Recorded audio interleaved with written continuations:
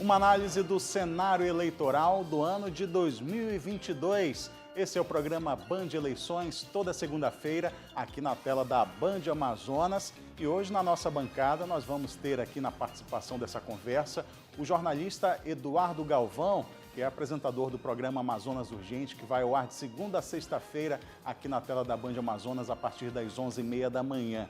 E por parte da análise, estamos aqui com o publicitário Durango Duarte, que vai falar um pouco mais sobre como andam essas expectativas para esse ano eleitoral. Eu te espero aqui no Band Eleições.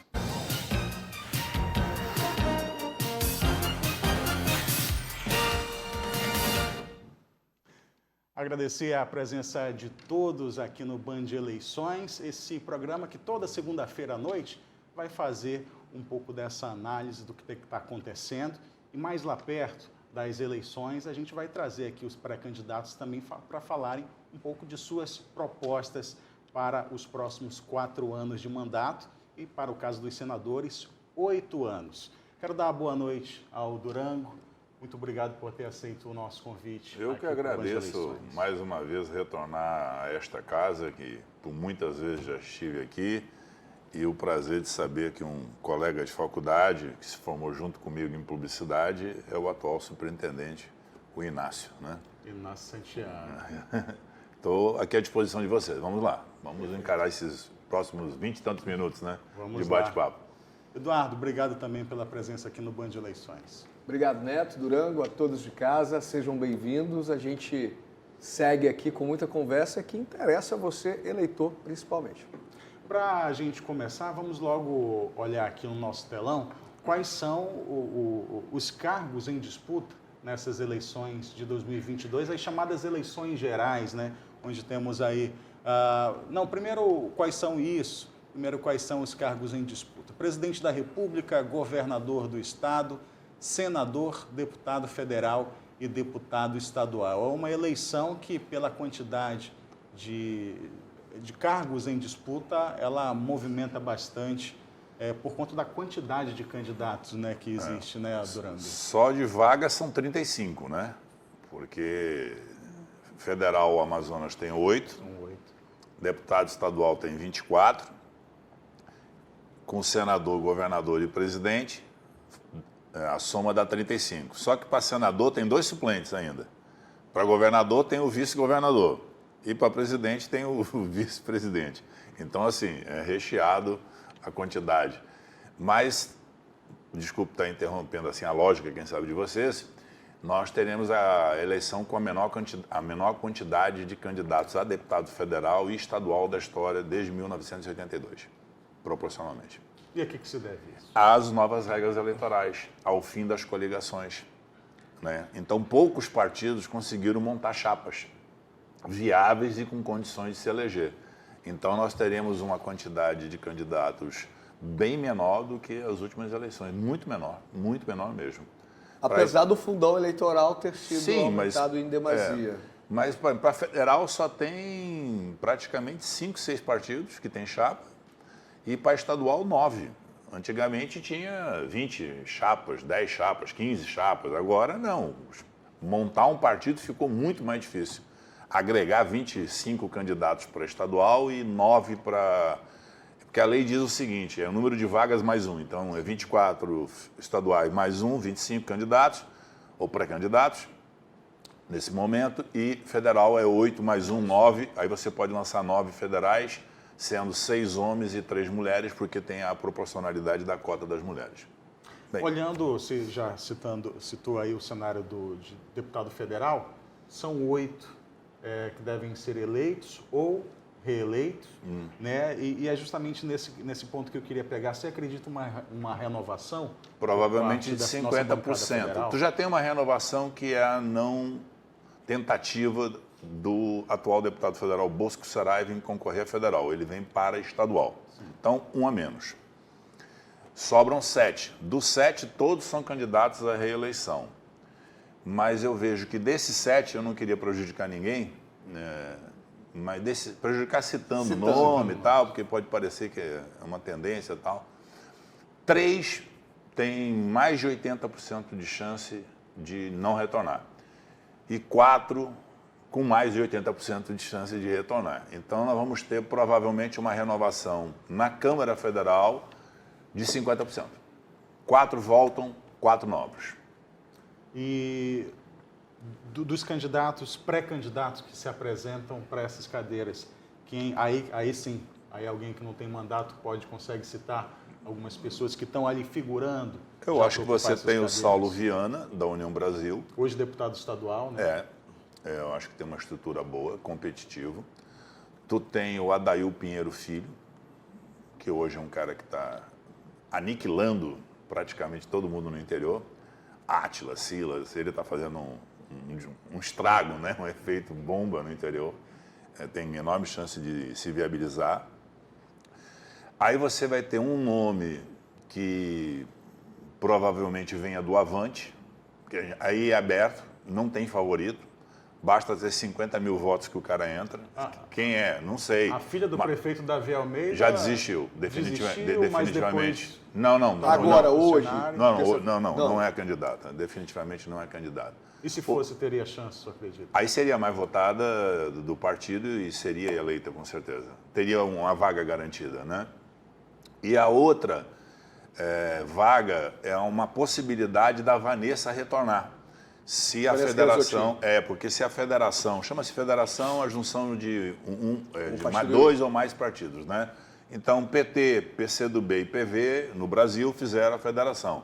O Zé Ricardo está naquela conta dos que voltam, pronto, vou ter que falar de um que volta, e eu acho que a Vanessa tem uma boa possibilidade de voltar. Então, estou te dando 4 novos aqui que eu acho que podem ser as... Vocês podem me cobrar no dia da eleição, se dos 4, se eu pelo menos acertei 3. Eu acho que já estou... As últimas eleições para cargos majoritários no Executivo, o Zé Ricardo sempre apresentou o nome. Agora, por Não, só no meio. Não. Petista no Amazonas não perde mandato. Petista no Amazonas concorre no meio do mandato. O Praciano foi 2 vezes candidato a prefeito, mas ele era deputado e não perdia o mandato. O Zé Ricardo já foi candidato, mas com o mandato na mão. Se ele perdesse a eleição, ele continuava lá. Então, quem é que é candidato a governador? Por que o Zé Ricardo não vem candidato a governador do PT? Porque não quer perder o mandato. Não estou falando mal deles. Sim. Mas são riscos que são pesados. E aí os caras não botam o deles na linguagem popular, né? Na hora de, vamos ver? Não, espera aqui. Ou seja... Só vai na boa. O pessoal do PT do Amazonas só vai na boa. Olhando para o cenário agora do deputado estadual, mas fazendo uma ponte vendo do lado do federal, porque a gente citou aqui a Adail Filho, na última eleição, a Maiara Pinheiro foi a mais votada. 50 mil votos. Para deputado estadual. E tu nunca tinha ouvido falar dela. Nem tu, nem eu, nem ele, nem você que está assistindo. Eu, por ser quarense, sim, que ela era vice-prefeita. Exceto Neto Caboclo. Mas será que ele pode também agora, para federal, ser o mais votado? E não. Como é que fica ela nesse cenário para o estadual e como é que fica o cenário ela vai manter a votação no mínimo. Vai manter a votação no mínimo. Se reelege? Não, ela está eleita. Reeleita. Eu dizer quem é mais votado, aí tem vários fatores, né? Porque tu tem que considerar ainda... O que vai vir contra eles? A família já teve vários problemas de denúncia. Se essas denúncias vão atingir a candidatura dele. Então, tem uma série de fatos. Mas eu acredito que se não houver nenhum escândalo, nenhum fato novo, alguma operação da Polícia Federal lá em Coari, ou alguma coisa... Novas prisões. E tal, eu acho que aí ele passa ileso disso e com a estrutura que ele está montando no interior... É muito grande. Ele tem apoio em todos os interiores já, de prefeitos, ex-prefeitos, lideranças importantes. Agora, afirmar que vai ser mais votado é difícil, porque o Zé Ricardo é difícil bater o Zé Ricardo, né? O Zé Ricardo teve 200 mil votos na última eleição. Que ele tem uma perda aí de 40 mil votos, tenha 160 mil votos. É difícil alguém ter mais de 160 mil votos. Então, diante dessa ótica, a gente já vislumbra 2026, né? A tentativa de governo do Adail Filho. Não, eu não acho que eles tenham um projeto majoritário. Não, o projeto deles está mais se blindar ali no parlamento e não arriscar. Eu não sobreviveria a uma candidatura majoritária. Mesmo que fizesse um mandato brilhante em Mesmo Brasília... brilhando no interior agora na eleição de Não, 2022? mas tem que brilhar em Brasília. Se você não for um bom deputado em Brasília, você não tem sucesso no projeto executivo. Sim. Não existe deputados regulares que chegaram à prefeitura ou ao governo do estado.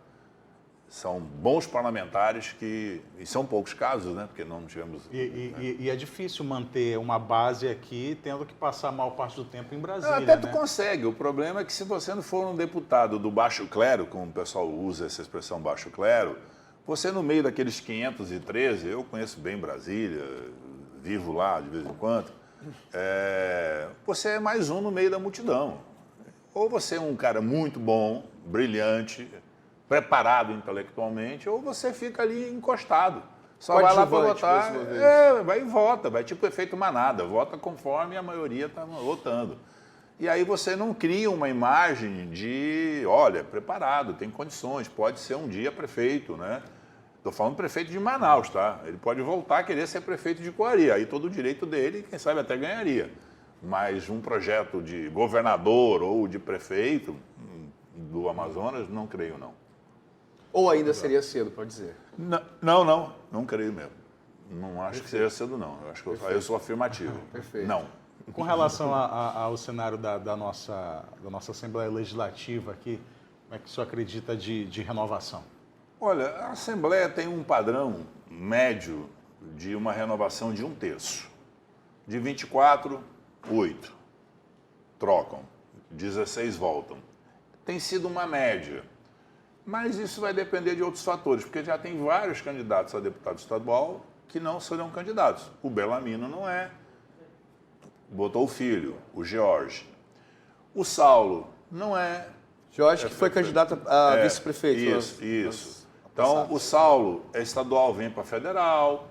Então, o Ricardo Fausto Júnior vem para estadual. O Ricardo vem para o governo. A Nesme não é candidata. Só já tem 5. Então, eu diria que essa eleição tem uma tendência a ser um pouquinho maior de 1/3.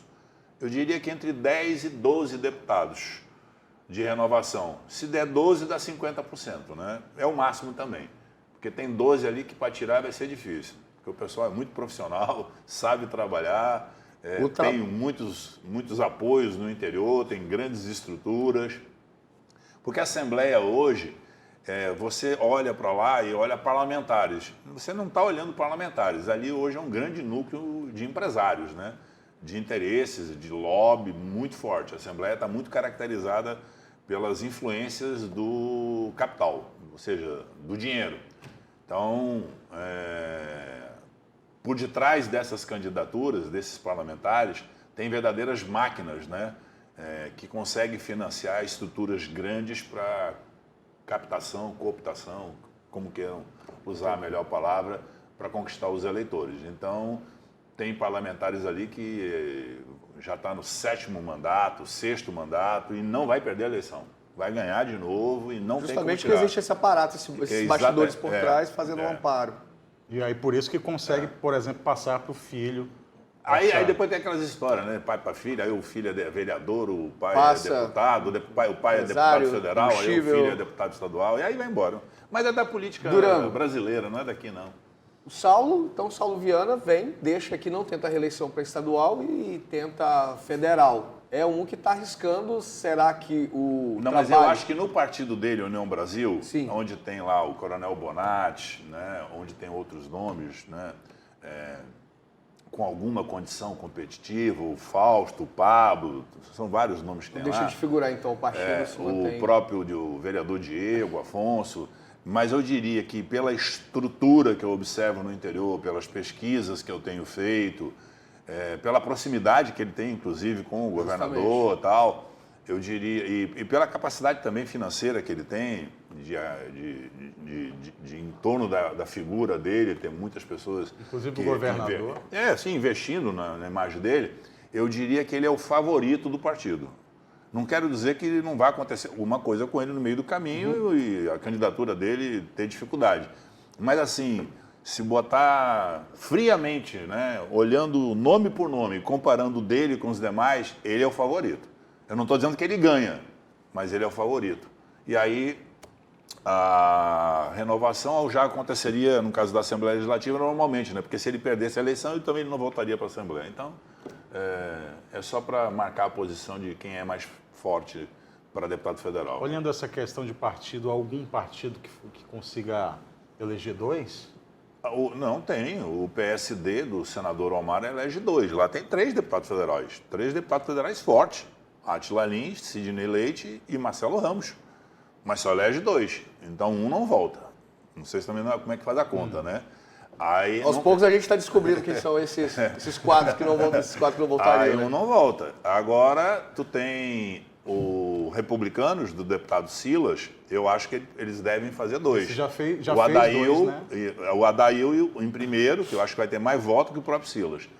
E os 2 poderiam se eleger. O outro seria o Zé Ricardo com a Vanessa, mais um partido com 2. Aí tem 6. Aí vai a União Brasil, 7. E o Avante, 8. Aí encerrou as vagas de deputado federal. E o capitão... PL não elege ninguém. Como é o... Capitão Alberto Neto? Alberto Neto. Ex-deputado. Pronto, já finalizou os 4. A gente vai fazer um breve intervalo aqui porque no o PL Band não elege, tá? Esse é o problema. Não tem chapa, só tem ele e o Alfredo Nascimento. Juntos não tem 200 mil votos. Esse é o problema. Desculpe interromper. Sim. Antes de fazer o intervalo, e Issa Abraão? O Issa está na chapa do Avante. Tá na chapa E do aquela Avante. que eu te disse que ali eu não boto um dedo para arriscar nada. Pode dar ele. Pode dar o Marcelo Ramos, o Marcelo Serafim, pode dar o Lisandro, pode dar qualquer coisa ali. Ali pode dar qualquer coisa. Ali é tipo bingo, né? Bota aqui, bota lá e puxa. Pode vir qualquer um. Mais palavras dele. Se tivesse Fernanda Ariel, filha do prefeito, Seria mais ela votada. seria mais votada. E levaria. Durango Duarte, publicitário, Eduardo Galvão, jornalista aqui no Band Eleições. A gente faz um breve intervalo e volta já.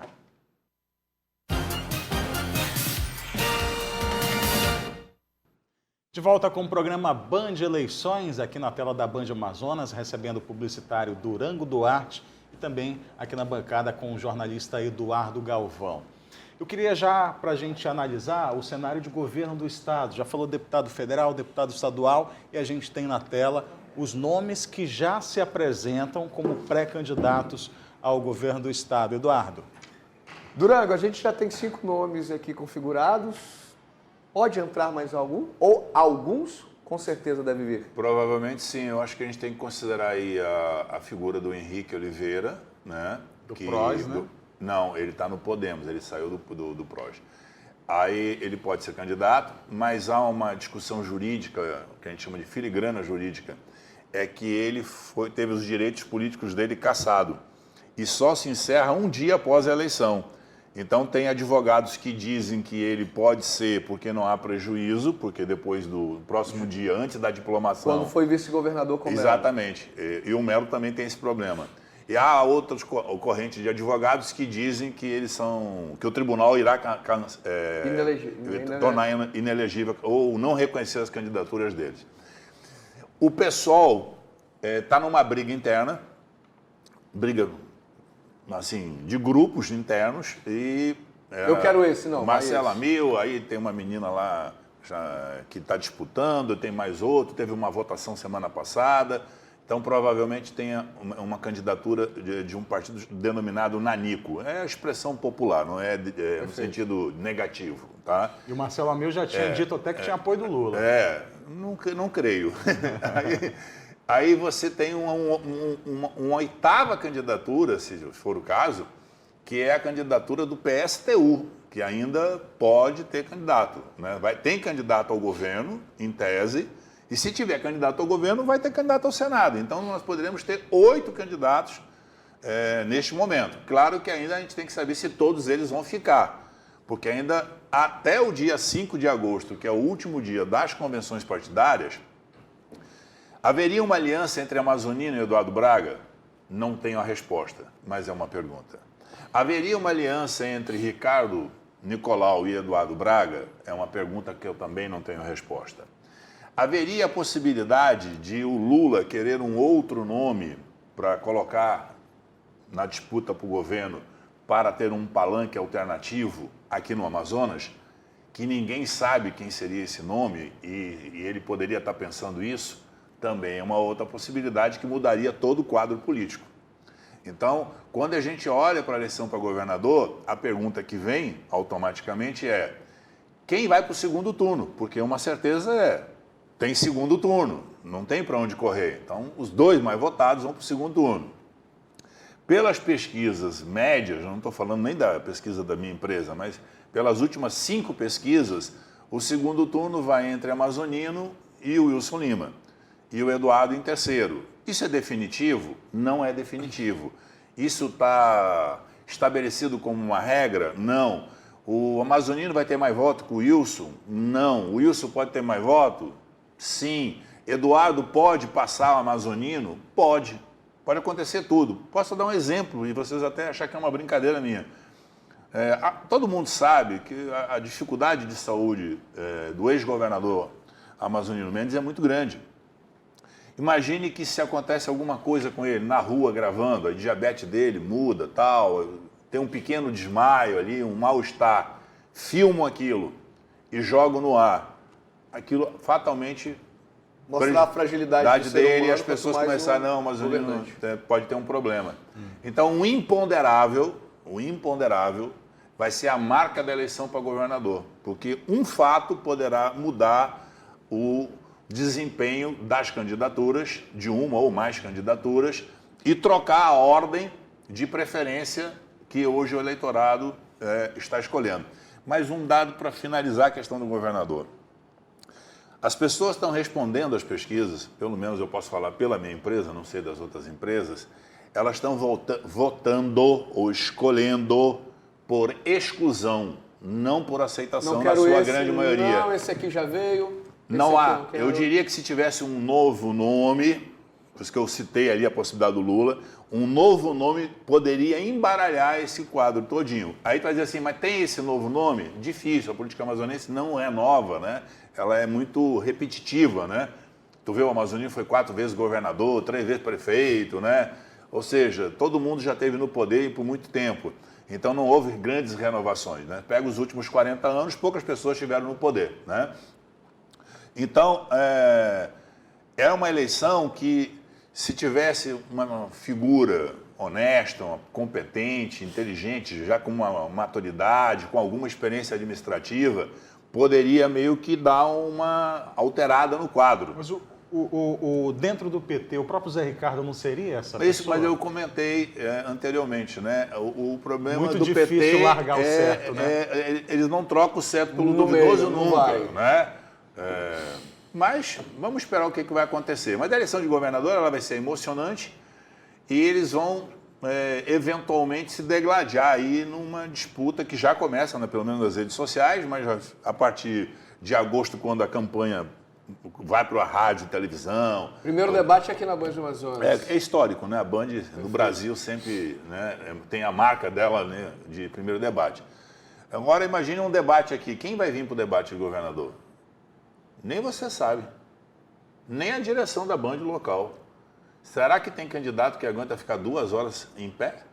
Não vou dizer o nome do candidato ou dos candidatos. A gente bota um banquinho, vai ter que mudar o perfil, né, do formato do Brasil debate. todo.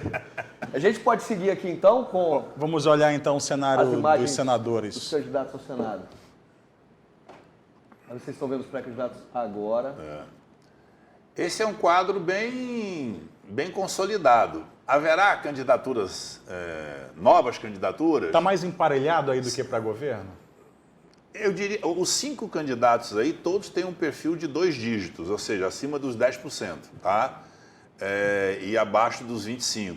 Ou seja, é uma eleição que a gente tem que olhar aí um pouco o plano nacional. Essa eleição tem muito plano nacional envolvido. Se o Chico Preto for candidato, apoiado, porque ele não se lançou federal, né? O Davi não botou ele na convenção como candidato a federal. É tipo uma carta na manga, né? Para colocar na última hora. E depois ele até se explicou. Só que o Chico assumiu uma posição nos últimos anos de bolsonarista, que ele não tinha esse perfil. E ele meio que... Ele sempre foi uma oposição. Ele divide o voto com Menezes, na base bolsonarista. Então é meio tipo, o Davi houve um fato de uma briga, porque é pública, na cidade toda, com o Coronel Menezes, num áudio que vazou, e provavelmente o prefeito Davi vai querer interferir nesse processo eleitoral, e é todo o direito dele, porque ele é político, né, de participar do processo, e quem sabe o Chico possa ser o candidato que divida os votos dos bolsonaristas no Amazonas e inviabilizando de vez a candidatura do Coronel Menezes. O Coronel Menezes tem um outro problema, é o PL, porque pelo governador Wilson Lima, o candidato ao Senado não seria o Coronel Menezes. E aí pode ser que o Bolsonaro tenha que pedir para o Wilson que bote o Menezes como candidato. Assuma. Só que o Davi não vai aceitar. E aí a pergunta que fica, o Wilson Lima fica com o Bolsonaro e o Menezes, ou abre mão do Bolsonaro e fica com o Davi, com a estrutura da prefeitura e com a estrutura... Fica com a máquina de Manaus ou com a máquina do Brasil? Mas a máquina do Brasil, o Bolsonaro não vai entregar para ninguém. Sim. Aí o Luiz Castro é uma candidatura alternativa, né? Ele quase ganhou a eleição para o Senado, né? Na última. Ele perdeu por 20 mil votos para o Eduardo Braga no interior, né? Teve uma votação muito boa. Mas cada eleição é diferente da outra, tá? Não existe eleição que se repete, eu vou ter a mesma votação. Agora eu vou, consigo. Tal. O Arthur é um candidato que é um projeto pessoal dele, né? Que é o direito dele, veio de 2 mandatos de prefeito de Manaus. Mas antes de ele se lançar pré-candidato, o Omar estava em primeiro. Ele se lançou e se colocou em primeiro lugar. Eles vão, a disputa, assim, hoje, assim, nos próximos 30 dias, ainda vai continuar polarizada entre o Arthur e o Omar. Somente dentro da campanha eleitoral, dentro do rádio, da televisão, do dia a dia, é que a gente vai ver se haverá um deslocamento de um pelo outro, tá? Porque, assim, o Arthur tem um desempenho melhor na capital do que o Omar. O Coronel Menezes, inclusive, tem um desempenho melhor do que todos eles, né? Na capital. Na capital. Só que no interior não existe, né? Justamente por causa Porque do apoio o Lula do presidente. e o Lula no interior perdendo cidades como Apuí, que ele perdeu, o Haddad, no caso, da eleição passada, algumas cidadezinhas, por exemplo, cidade, né? Porque o pessoal de Humaitá vai ficar chateado comigo chamar de cidadezinha. Humaitá, algumas outras cidades do sul do Amazonas, que tem característica agrícola e tal, tende a votar mais no Bolsonaro nessa eleição. E o que acontece? O Omar tem a grande maioria dos prefeitos. Dos 61 prefeitos, ele tem com certeza 55 prefeitos. O que dá a ele uma vitória no interior certa. Mas ele vai precisar ter 20% dos votos na capital e atingir mais de 40% dos votos no interior. Eu quero dar um número. O senador do Amazonas será eleito com 28% dos votos, ou mais. Tem que ter 28%. E essa conta que eu fiz dá exatamente o número de 28. Durango Duarte, publicitário aqui no Band Eleições, nosso tempo é curto. Está finalizando já, quero agradecer ao Eduardo. A gente fica aqui devendo uma análise do cenário de presidente da República, mas a gente continua aqui toda segunda-feira no Band Eleições. A gente, nas próximas 2 semanas, fica com a edição nacional do programa e no dia 11 de julho estaremos de volta aqui segunda-feira à noite. Programa Band Eleições. Durango, muito obrigado. Eu que agradeço. Obrigado, Eduardo. Obrigado.